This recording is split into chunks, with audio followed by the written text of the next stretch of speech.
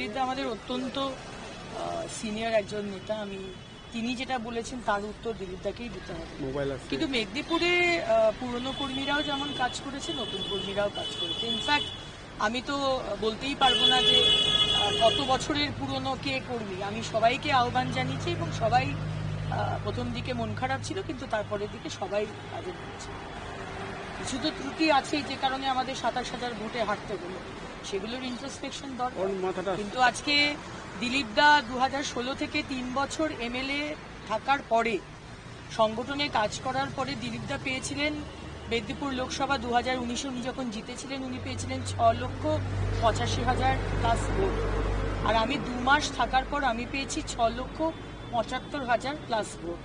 সুতরাং মেদিনীপুরের মানুষকে তো দোষ দিতে পারবো না। যেভাবে মেদিনীপুরের মানুষ এই 2 মাসে ভালোবেসেছেন, ভরসা দেখিয়েছেন, শ্রদ্ধা জানিয়েছেন।